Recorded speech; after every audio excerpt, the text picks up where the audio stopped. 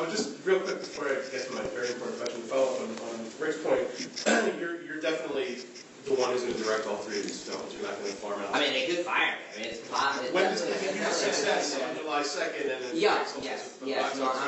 So I'm like, you know, if it's successful in the 4th of July weekend, and there's enough feeling and momentum in the audience that we love to see the other two. The idea for me is that I wanted to go direct my thriller in between while we prep movie 2. It just takes so long to prep these movies.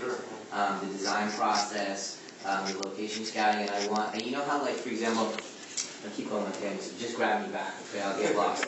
But you know how, like, when you watch the Raiders series, they go from, like, it went from, like, the first one, which is my favorite of all time, and very location oriented.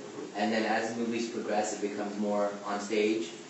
And I want to do the reverse. Like, I want to get more location oriented and more reality based as the three movies go. And that requires a lot of, you know, location scouting. Can we shoot in Morocco? Can we shoot over here? How can we get a road there? If I wanted to build this there, how can we get there? This is what I've called. That takes forever to figure out. And then, of course, the R&D process for Dial-M again, and we're way ahead, obviously, than we were when we were starting from scratch in the first movie, so that'd be really exciting.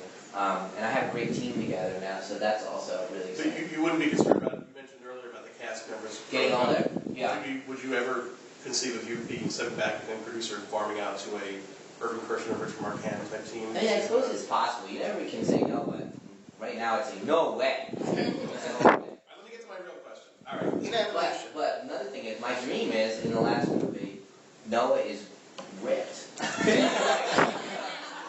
Noah's like, you know, he looks best, you know, that he's grown up on film like 3 years, and he's just like, and you were like, oh my God, you know, and by then, you know, he was like a Texas champion already. So he's pretty badass already. Yeah, and I have him like in the off seasons, I call him, are you training, dude? Are you training? You know, and like he's learning all kinds of martial arts, and we want him to be like, for real.